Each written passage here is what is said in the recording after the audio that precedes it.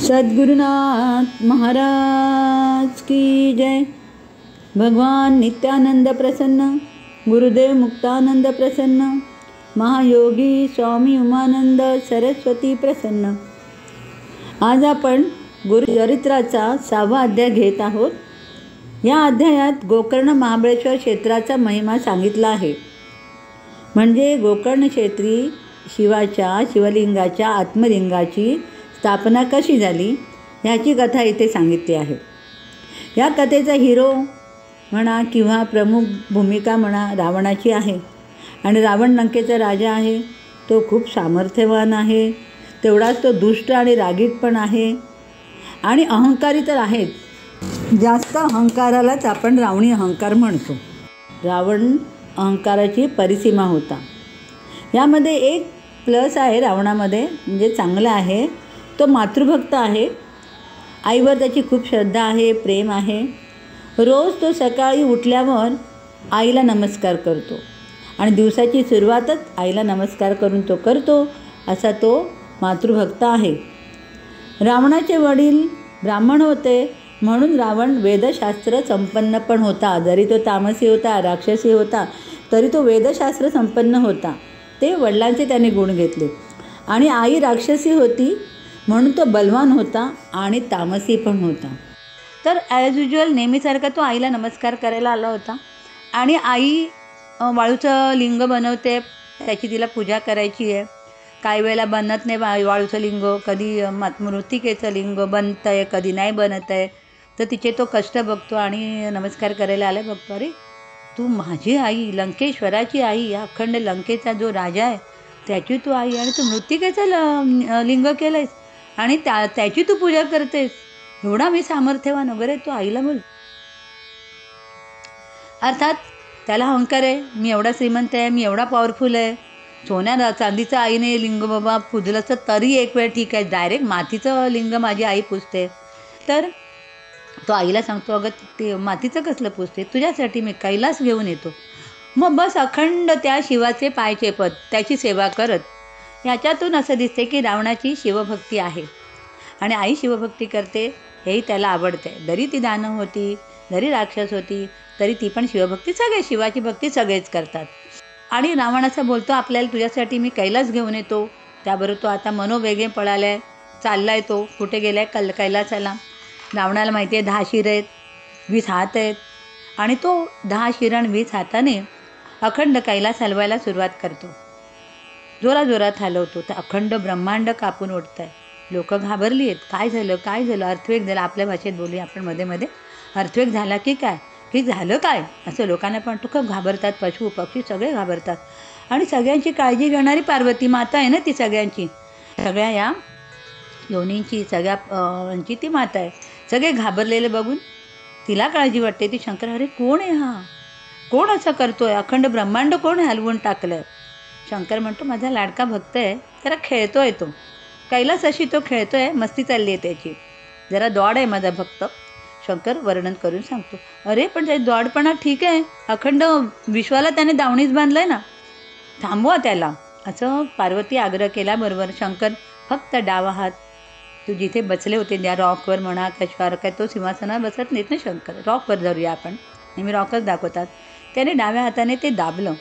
दाबल्याबरोबर रावणाने 10 डोकी आणि हात 10-20 हाताने ते कैलास उचलला होता जवळजवळ, त्या खाचीत त्याचे सगळं ते अडकले।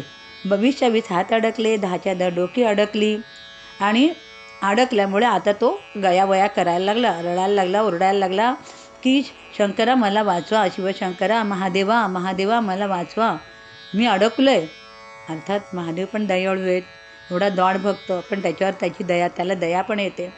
आणि मग महादेव काय करतात, त्याला त्या खाचीतून बाहेर काढतात। पुन्हा हात जो दाबलाय तो काढल्याबरोबर ती खाच उघडली जाते। रावण आपल्या 10 डोक्यांसहित आणि 20 हातासहित सही सलामत बाहेर येतो। मग आता तो म्हणतो, असं तर मला कैलास पर्वत नेता येणार नाही आहे, की ते माझ्या सामर्थ्याच्या पलीकडे आहे।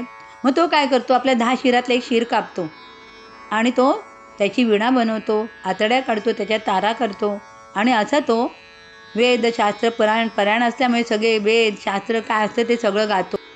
तर अशी गुरुभक्तीमध्ये साधना लागत नाही। आणि अखंड तो अध्याय आहे ना, त्याने कोणत्या कोणत्या सुरात गायला आहे, कोणत्या कोणत्या सगळं गाण्याला लोकांना ते कळतील.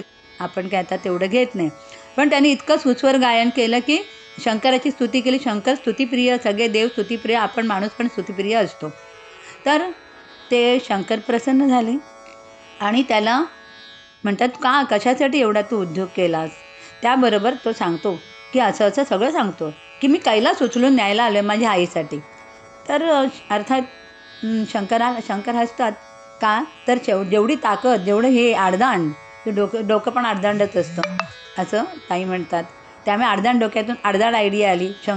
कैलास उचलून न्यायचं. शंकर म्हणतो, अरे कैलास कशाला, तुला माझं आत्मलिंग देतो जे सगळ्यात पॉवरफुल आहे, ते घेऊन जा. आणि आत्मलिंगाची अशी अशी अशी 3 त्रिकाळ तू साधना कर. 3 वर्ष तू साधना केलीस तर तू सदाशिवच होशील. म्हणजे तू माझ्यासारखा शिवच होऊन जाशील आणि तू अमर होशील. एवढे आशीर्वाद दे दणादण, दे दणादण आपल्या भक्ताला देऊन टाकतात. हा सर्व प्रकार नारदाला कळला. त्यामुळे त्यांना हे झालेलं सगळं कळलं आहे की रावणाला आत्मलिंग दिलं आणि वरून सांगितलं आहे की तू माझ्यासारखाच होशील, तू साक्षात शिव होशील आणि तू अमर होशील. आणि याचं जे सगळे धडाधडा सगळे ते ऐकतात नारद. नारद काय आहे, त्यावेळेचं बातमीपत्र आहे, असं आपण स्थूलावरून बातमीपत्र. पण नारद काय आहेत, भक्ती कळस आहे. मागे जेव्हा शिखेचा बद्दल बोलले तेव्हा मी सांगितलं, ताईंची शिखा नारदाच्या शेंडीसारखी अशी ताट झाली होती. विसरायचं नाही, कळलं ना. जेव्हा भक्तीचा कळस होतो तेव्हा तो कळस बनतो. आणि नारद मुनींची शेंडी तशीच होती, भक्तीचा कळस होता तो. आणि त्यामुळे ते सूक्ष्म झालेले असतात. ते एकदा स्वर्गात, ते एकदा पाताळात, एकदा पृथ्वीवर, त्रिभुवनात, सगळीकडे त्यांचा संचार असायचा. सूक्ष्म होतं. सूक्ष्म जे असतं त्याचा वेग जास्ती असतो. त्यामुळे त्यांना हे झालेलं सगळं कळलं आहे की रावणाला आत्मलिंग दिलं आणि वरून सांगितलं आहे की तू माझ्यासारखाच होशील, तू साक्षात शिव होशील आणि तू अमर होशील. आणि याचं जे सगळे धडाधडा सगळे ते ऐकतात नारद. आणि मग आता थोडक्यात आपण गोष्ट करता, इंद्राला सांगतात, विष्णूला सांगतात, ब्रह्माला सांगतात, सगळ्यांना सांगतात, आता धाव करा आणि वाचवा, आत्मलिंग काढून घ्या, काय करायचं बघा, नाहीतर मग रावणाच्या घरी भांडी घासायला जा. सगळ्यांनी त्याची सेवा करा. नाहीतर त्याने सांगितलं, अरे ब्रह्मा माझ्याकडे कशाला येतो, ज्योतिष बघतो. अमुक कोण आहे तर माझ्याकडे कपडे धुतो. मग यम काय करतो, माझ्या आज्ञेचं पालन करतो. अशा सगळ्या देवतांचा, रंभा उर्वशी सगळ्या माझ्याकडे येऊन माझी सेवा करतात. असं तो आपला अभिमानाने ह्याला सांगतो. कोणाला, आपल्या शिवाला सांगतो की असं माझ्याकडे काय नाही, फक्त माझ्याकडे कैलास नाही, तो मी न्यायला आलो, मला फक्त कैलास पाहिजे. अशा वेळेला तो सगळा अहंकाराचा आपला पाडा वाजतो की मी इतका सुखी आहे, माझ्याकडे सगळं आहे. तर आता हे सगळं आता हा घेऊन चालला आहे आत्मलिंग. रावण आत्मलिंग घेऊन चालला आणि त्याला आता रोखायचं आहे. म्हणून सगळ्या आधी महादेवाकडे येतात, बाबा तू काय अडबीट घातली, सांग कसं काय झाला प्रसंग, का दिला महादेव सगळं सांगतात की त्याला सांगितलं की आत्मलिंग घेऊन जा. अरे मी इतका प्रसन्न झालो, त्याने जर पार्वती मागितली ना, पार्वती पण दिली असती त्याला, असं पण तो सांगतो. शंकर भोळा आहे, गुरु पण भोळा असतो. नुसतं शंकर भोळा नाही, गुरु पण भोळा असतो, तो पण असतो. पण गुरुच्या भक्तीसाठी शिर कापायला लागत नाही, आतड्या काढून त्याची वीणा करायला लागत नाही, किंवा एवढे मोठे शास्त्र पंडित व्हायला लागत नाही आहे आणि तसं गायला लागत नाही. फक्त गुरुभाव पाहिजे. गुरुभाव असतो तिथे काही या गोष्टीची आपल्याला गरज नसते. तर त्याच्यानंतर आता शंकराला विष्णू म्हणतात, तुम्ही असं सगळ्यांना देता आणि मग आम्हाला अशी धावपळ करावी लागते वगैरे. जरा विष्णू पण रागवतो आणि सांगतो की असं तुम्ही करता आणि आम्हाला प्रॉब्लेम होतो वगैरे आपल्या भाषेमध्ये. आणि त्याच्यानंतर मग आता त्यांचा प्लॅन होतो. प्लॅनमध्ये माहिती आहे आपल्या गणपती आणि नारद आहेत आणि विष्णू सूर्याला झाकतो चक्राने त्यावेळी संध्याकाळ होते. नारद त्याला वाटेत अडवतो आणि त्याच्याबरोबर टाईमपास करतो, गप्पा मारतो, आपली भाषा. आणि रावण मात्र अलर्ट असू नये, मला थांबायचं नाही, मला लवकर जायचं आहे, लंकेला पोचायचं आहे. तर तोपर्यंत संध्याकाळ झाली. नारद म्हणतो, कमाल आहे, तू संध्या वगैरे करणार नाहीस का, तू असं आहे, दशग्रंथी ब्राह्मण आहे, या आहे ते काय ऐकवतात त्याला. तर आम्ही तर चाललो बाबा संध्या करायला, तू नाही का करत. मग रावण म्हणतो, खरंच आहे, मी कधीच चुकवली नाही, मला केलं पाहिजे. पण आता आत्मलिंग तर जमिनीवर ठेवायची. तितक्यात त्याची नजर पडते, एक ऋषीपुत्र, ब्राह्मणपुत्र तिथे ह्याच्यामध्ये समिधा तोडतो आहे, म्हणजे गणपती आहे. त्याने बालब्राह्मणाचा वेश घेतलेला आहे, छोट्या ब्राह्मणाचा वेश घेतला आहे आणि त्याच्याकडे तो बघतो आणि त्याला बोलवतो. त्याने पण ॲक्टिंग केली, एक मी घाबरलो, मी पळतो, बापरे मी तुझे 10 हिराने घाबरलो वगैरे. तर तो सांगतो नाही म्हणून, आणि त्याच्या हाती मग आता त्याने शिवलिंग दिलं, रिक्वेस्ट केली आणि त्याच्या हाती शिवलिंग दिलं. गणपती सांगतोय त्याला की बघ, हे जर मला जड झालं तर मी तर जमिनीवर ठेवेन, मी 3दा तुला हाक मारेन. आता रावण पण अडलाहारी झालेला आहे, त्यामुळे त्याला त्याच्याकडे शिवलिंग द्यावं लागलं आणि रावण आपली जी करायची आहे ना संध्या वगैरे करायला तो पाण्यामध्ये उतरला आणि त्याच्यामध्ये तो रमला. तिथे गणपतीने पण काय केलं, संधी घेतली आणि त्याने सुरुवात केली ओरडायला. हाक मारली एकदा, मला जड झालं आहे, शिवलिंग खाली ठेवेन. दुसऱ्यांदा पण बोलतो, मला जड झालं आहे, शिवलिंग मी खाली ठेवेन. तिसऱ्यांदा पण हाक मारतो आणि रावण रमला आहे त्याच्यामध्ये, त्याच्या पूजेमध्ये तो रमला. आणि आता गणपतीने ते शिवलिंग तिथे जमिनीवर टेकलं आणि ते तिथेच स्थापलं गेलं. मोठी गोष्ट आहे की गणपतीने ते शिवलिंग स्थापन केलं आहे, म्हणून महाबळेश्वरला एवढं महत्त्व आहे. कोणाच्या द्वारा ते स्थापन झालं आहे? गणपतीमुळे. अशी ती गोष्ट आहे. ती पण चांगली गोष्ट झाली. रावणाचा भले तो विलन होता, दुष्ट होता, पण त्याच्यामुळे जो उत्तरेला जे आहे कैलास, तर आता त्याचं शिवलिंग इकडे आल्यामुळे तसंच तीर्थक्षेत्र दक्षिणेला झालं. दक्षिणेतले लोक उत्तरेला कधी जाणार होते, तर त्यांची पण आता सोय झाली, रावणामुळे ती सोय झाली. या प्रकारे आता आपण स्टोरी ऐकली रावणाची, आणि त्याला आत्मलिंग पण शंकराने दिलं आहे, हो की नाही? तर आपला गुरु कसा भोळा आहे, शंकर भोळा आहे तसं आपला गुरु पण भोळा आहे. पण एवढी कठीण साधना त्याला लागत नाही. आपल्याला माहिती आहे आपण किती कठीण साधना करतो. एक दिवस पहाटे 5ला गुरुगीताला उठतो आणि दुसरी जाऊ दे ना ताई, आता रात्री मी जागले ना, आता आजच्या दिवस मी 8 वाजता वाचते ना गुरु, चालेल ना, असं आपण बघताना अशा भक्तीला पण तो प्रतिसाद देतो. देत नाही का प्रतिसाद? आज आपण ताईनं धरून आहोत म्हणजे काय, बाबांना धरून आहे म्हणजे काय, तो आपल्या या भोळ्या भक्तीला, वेड्यावाकड्या भक्तीला आपण दॉड मुलं आहोत, त्यांना तो प्रतिसाद देतो. तर आता एक प्रसंग सांगते गणेशपुरी. तर काय होतं, काही गणेशपुरीचे प्रसंग आले की तिथे मी हसते, आणि मॅक्झिमम माझे बऱ्याच ताईंबरोबर गणेशपुरीच्या आणि शिबिराच्या झाल्या गोष्टी, त्यामुळे तिथल्या जास्ती. तसं गणेशपुरीतलं एक सांगते, आपल्याला ही गोष्ट माहिती आहे, पुन्हा सांगते, त्यातलाच बारकावा जरा घेते आणि सांगते. तर गणेशपुरीला ताई, आपल्याला माहिती आहे की अन्न काही गणेशपुरीला एरवीच घेत नव्हत्या. मोसंबा आणि संत्र्याचा ताई फक्त ज्यूस घ्यायच्या, शाळेचं पाणी एवढंच घ्यायच्या, सॉलिड काही घेत नव्हत्या ताई. कारण ताईने किती वर्ष ह्या साधनेमध्ये पडल्या, तिथपण ताईने कधी दाताचा वापरच नाही केला होता. अन्न खायचं सॉलिड तर दात पाहिजे, तर दाताचा ताईने कित्येक वर्ष ह्या साधना काळात ताईने वापर नाही केला होता. तर आता सांगायचं म्हणजे, त्यामुळे ताई फक्त हे ज्यूसच घेत होत्या.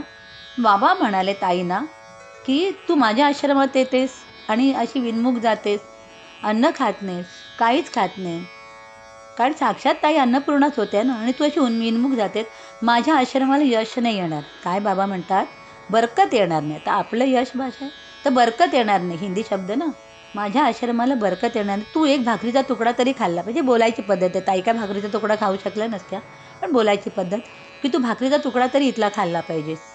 आणि दुसरं, बाबा कोण होते? बाबा होते ना ताईंचे. इतकं कडक तू उपवास करतेस, ते बाबांना कसे आता आवडणार? बाबांना नक्कीच आवडणार नाही ना. थोडं तरी घासमुकलं खा, थोडं तरी खा, आई सांगेल ना आपल्या बाळाला. तसे ते आपल्या बाळाला सांगतायत की इकडे तरी तू अन्न खा, थोडं तरी खा. आणि मग तुम्हाला मुलांना माहिती आहे, सगळी तुम्ही नवीन मुलं आहात. आमच्या वेळेला ना कढीवाला डबा असायचा शाळेत न्यायला, फक्त KG क्लासेसना, छोट्या वर्गामध्ये अगदी वाटीच्या आकाराचा, छोट्या वाटीच्या आकाराचा डबा असायचा, त्याला कढी असायची, कळलं का? तर तेवढाच डबा मंदिरातून आम्ही घेऊन यायचो, आपल्या आश्रमातून. आणि मग त्या आश्रमाच्या तिकडचे ते जे होते स्वयंपाकी, त्यांना पण बाबांनी दीक्षा दिली होती वगैरे, त्यांच्याबद्दल पण आपण बोललो होतो, त्यांना विंचू चावला होता वगैरे, विसरायचं नाही, सगळ्या गोष्टी लक्षात ठेवायच्या आणि पुढच्या मुलांना सांगायच्या, छोट्या मुलांना, बरं का? तर आता अशी गोष्ट झाली. तर ती आता मला तो डबा आणायला लागलो आम्ही, आणि मग त्या ह्यांना सांगितलं की आमच्या ताईंसाठी, अर्थात मी डबा घेऊन गेलो, त्यांनी ओळखलं की ताईंना आज्ञा झाली आहे. मग त्यांनी कसं सांगितलं, हे एवढे चुलाणावर हे मोठे मोठे पोट, 200-300 लोकांच्या जेवढाची केवढी मोठी पातेली, आणि मला सांगितलं तुला काय पाहिजे ते घे.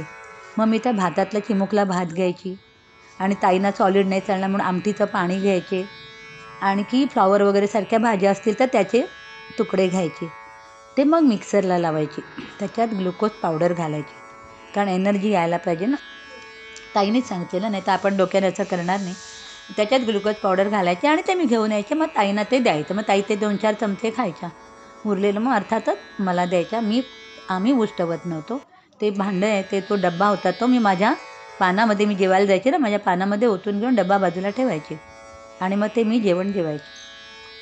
तर आता इथे काय झालं आहे सांगायचं काय ह्याच्यामध्ये, एकदा काय झालं बघा, तेव्हा ना आपला आश्रम नवीन नवीन झाला होता. 4-4 फ्लॅट घेतले होते. केवढी ओढाताण असते ना थोडी तरी, व्यवहार म्हटल्यावर कुठेतरी असते. तर चिमुकला एक मिक्सर होता. मला वाटते नाशिकला पण तसाच होता. छोटासाच होता, पिवळ्या रंगाचा मिक्सर होता.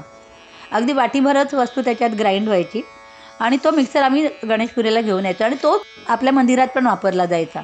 मी रात्री बॅग भरून ठेवायची. ताईंनी लिस्ट दिली होती, ते सगळ्या लिस्टप्रमाणे सगळ्या वस्तू त्या बॅगेत भरायची मी रात्रीची आणि मग सकाळी आम्ही काहीतरी 12-1 वाजता निघायचो. तर तो मिक्सर मावशीने काढला. त्यांना एकच मिक्सर ना, न्यायला पण मिक्सर तोच आणि मंदिरात वापरायला पण तोच मिक्सर, आणि मावशींच्या हातून चुकून राहून गेला आणि मी पण तो चेक नाही केला आहे का मिक्सर म्हणून, आणि तशीच बॅग घेऊन निघालो आम्ही. तिथे गेल्यावर कळलं आपल्याकडे मिक्सर नाही आहे आणि ताईनं तर असं आपण देतो ग्राइंड बिंड करून, आणि ताईंनी चावायचं नाही आहे, ताईंना चावता येणार नाही, दात वापरले वगैरे वगैरे सगळ्या गोष्टी माहिती होत्या. आणि त्या बाबांची आज्ञा होती की तू एखादा घाट तरी इकडे खाल्ला पाहिजे. मग एक वेळ ताई उपाशी राहतील, मला माहिती आहे त्यांना काही नसलं तरी चालतं, कारण तशा ताई कशा होत्या खाणं बिणं ह्याच्या बाबतीत, योगाग्नीमुळे त्यांना ते काही गोष्टीची गरज पण नव्हती. पंचमहाभूतांपासून त्यांना सगळी एनर्जी मिळत असते किंवा काय. तर पण बाबांचं आज्ञा मोडायची नव्हती, मोडली नाही पाहिजे आपल्या गुरुची, ही पण मला तळमळ होती. म्हणून आमचं रसगाळ्याची जी तुमचे ते मोठ्या गाळणी असतात ना, तारेच्या स्टीलच्या वगैरे, तशी गाळणी होती रसगाळ्याला मोसंबा संत्राचा. मग मी त्या दिवशी आमटी थोडी जास्ती घेतली, फ्लावरसारखे जे डिझॉल्व होणारेच पदार्थ घेतले आणि मी त्या गाळण्यावर ते असं आमटी घालून घालून आपण लहान मुलांना स्मॅश करून देतो ना, तसं स्मॅश करत होते. मग साली वगैरे वर राहत होत्या, पण मेन जो पार्ट आहे भाताचा किंवा डाळीचा तो बरोबर त्या भांड्यामध्ये उतरत होता. अशा रीतीने मी करत होते पटपट. एरवी ताईंना सोडून मी यायची नाही वर, पण त्या दिवशी बाबांबरोबर ताई बोलतायत म्हटलं मी पळाले. आपल्याला ते करायचं आहे, आपल्याला 5-10 मिनटं जास्ती लागणार एरवीपेक्षा. आणि बघितलं ताई माझं काय लक्ष नाही, पाठ करून बसले होते ना करत मी, तितक्यात ताई पाठीवरून उभे राहिला. काय करतेस म्हटलं काय नाही ताई, मिक्सरनी आणला ना. पण मग ते झालेलं तयार झालं. काही नाही रे वा, हे तर उलट बरं वाटतं आहे, कारण ह्याच्यात मोहरी हे ते सगळं गाळून जातं ना, स्ट्रेनर तर गाळण्यामुळे सगळं गाळून गेलं. कढीपत्त्याच्या चाली म्हण मूग म्हण सगळं गाळून मस्त गेलं. म्हणजे आता मिक्सरची गरज नाही, छान केलं सर, ताई मला म्हणाल्या. पण म्हटलं चला परीक्षेत पास झालो, मी पण खुश झाली. ताई रागवले नाहीत म्हणून, रागवतील ना नाही तर. आणि मग काय, मी सत्संगाला नसताना आपल्या मंदिरात गेला, ताईने सत्संगात सांगितलं बघा म्हणा तिला केवढी आपल्या गुरुच्या ह्याची काळजी, गुरुचं पोट भरलं पाहिजे म्हणून तिने कसं लगेच हे काळजी होती तिला वगैरे. तिला आयुष्यामध्ये काही कमी पडणार नाही, तिला अन्नपूर्णा नेहमी सदैव प्रसन्न होईल. आता सांगा केवढीशी गोष्ट, चूक तर माझीच होती, मी चेक केलं नाही, मिक्सर नाही घेतला, ही माझी चूक होती. कोणाची दुसऱ्याच्या चुकीकडे नाही बघायचं, आपली चूक. आणि माझी चूक होती, मग मी त्याच्यातून आयडिया घेतली आणि केलं, एवढंसं केलं. फक्त बाबांची हे जी ऑर्डर आहे, आज्ञा आहे, ती मात्र ताईंना पालन करता आली पाहिजे म्हणून धडपड होती माझी, हे खरं. पण केवढा मोठा आयुष्यभराचा आशीर्वाद देतो. आता सांगा शिव आणि गुरु किती सारखा असतो. आम्ही पण नाठात होतो, चुका करतो म्हणजे काय, एवढी मोठी तुम्हाला ड्युटी मिळाली आहे गुरुची करायची तुमच्या भाग्याने, आदल्या जन्मजन्मीच्या पुण्याने, तर किती अलर्ट राहायला पाहिजे. पण अलर्ट नसतो म्हणजे नावरणासारखेच झालो ना आम्ही, असं आहे. तर इकडे एक कृष्ण आणि सुदामाची पण गोष्ट आपल्याला माहिती आहे. सांदीपणींच्या आश्रमात गुरुपत्नी गुरुमाता जी आहे ना, तिने 2 पुरुषुंड्या दिल्या होत्या सुदाम्याकडे. एक पोह्यांची तुला, म्हणजे कांदा पोहे असतील कदाचित, नाही तर नुसते पोहे असतील, काय केले असतील त्यावेळेचं, पण पोह्यांची पुडी एक सुदाम्याला सांगितलं, एक तुला आणि एक कृष्णाला. सुदामा जाऊन झाडावर बसला आणि त्याने एक पुडी खाल्ली. एक ती पुरचुंडी होती, काय द्रोण असेल ते खाल्लं आणि त्याला अजून आवडलं. दुसरं पण खाल्लं कृष्णाच्या वाटचं पण, आणि त्याचं संपता कृष्ण बरोबर आला संपल्या. माझ्या वाटचं कुठे ह्याने मातेने दिलेलं. तर सुदामा म्हणतो मी खाल्लं. तिथे चूक झाली, आपलं अध्यात्म सांगतात तिथे चूक झाली. गुरुच्या देवाच्या आपण मुखात घालायचं की त्याच्यावरचं खायचं नाही, आणि त्यामुळे सुदाम्याला दारिद्र्य आलं. पण त्या अहंकाराची आणि चुकीची त्याने दामटी केली, आणि दामटी करून त्याने पोहे आणले पुरचुंडीत बांधून. एवढं त्याचं लौकिक आणि एवढा मोठा राजा, आणि त्याला ते पोहे बायकोने दिलेले किंवा ते पोहे न्यायला पण त्याला लाज वाटत होती की इथे कसे पोहे न्यायचे. पण कृष्ण आवडीने ते मागून घेतो का आता अहंकाराची दामटी केलेले ते पोहे होते. आणि म्हणून तो पुन्हा गेला तर तिकडे सुवर्णनगरी झाली, सुदाम्याची सुवर्णनगरी झाली. या सगळ्या गोष्टीतून आपण बोध घेत असतो एक एक एक एक. तर रावणाच्या गोष्टीतून आपण बोध हेच घेतो की रावणाचा विनाश का झाला, अहंकारामुळे झाला. तो कसा होता, एवढा मोठा अहंकारी होता. रावणात जो अहंकार आहे तो आपल्यामध्ये पण अहंकार असतो. आपण पण तो रावण अहंकारी फार मोठा असला तरी आपल्याकडे अहंकार नाही आहे असं नाही आहे. अहंकार जर नसता तर आपल्याला केव्हाच परमेश्वर प्राप्त झाला असता, आपण कुठच्या कुठे गेलो असतो, जीवाशिवाची गाठ पण झाली असती. पण नाही होत आहे का, तर त्याच्याने आपल्यामध्ये हा अहंकार आहे आणि आम्ही अहंकार काही सोडू शकत नाही आहे. आणि अशा प्रकारे आपला 6वा अध्याय संपतो आहे. सद्गुरुनाथ महाराज की जय.